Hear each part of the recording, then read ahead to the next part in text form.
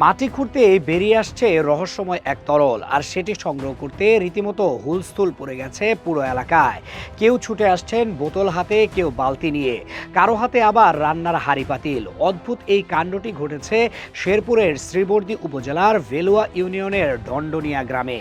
শেরপুরের শান্তগ্রাম ঢন্ডনিয়ায় শুক্রবারের সকাল ছিল আর 5টা দিনের মতোই। গ্রাম জুড়ে পরিচিত নীরবতা, মানুষজন ব্যস্ত ছিল নিজ নিজ কাজে, কিন্তু বেলা বাড়তেই হঠাৎ করে পাল্টে যেতে থাকে পুরো দৃশ্যপট।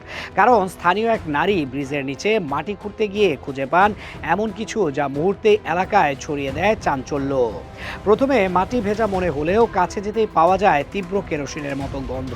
কৌতূহল থেকে আরও একটু খোঁড়াখুড়ি করতেই মাটির নিচ থেকে বেরিয়ে আসে এক ধরনের তরল পদার্থ। স্থানীয়রা বোতলে সেই তরল সংগ্রহ করেন। এরপর আগুন ধরাতেই ঘটে অবিশ্বাস্য ঘটনা। দাউ দাউ করে জ্বলে ওঠে আগুন। খবর ছড়াতে সময় লাগেনি একটুও। মুহূর্তেই ভিড় জমে যায় ব্রিজের আশেপাশে। পাত্র ভরে তেল সংগ্রহের হিড়িক পড়ে যায় চারদিকে। যার হাতের কাছে যা ছিল তাই নিয়ে তেল সংগ্রহের চেষ্টা করেন। তবে শুধুমাত্র কয়েকজনই কেরোসিন সদৃশ তরল পদার্থ বাটি ও বোতলে ভরে নিয়ে যেতে পেরেছেন। বাকিদের মধ্যে কেউ মোবাইলে ভিডিও ধারণ করেন, কেউ আবার একে সরাসরি কেরোসিনের খনি বলে দাবি করতে শুরু করেন। সামাজিক যোগাযোগ মাধ্যমে ছড়িয়ে পড়ে আগুন জ্বলার ভিডিও, আর সেখান থেকেই শুরু হয় নানা জল্পনা কল্পনা ও বিতর্ক।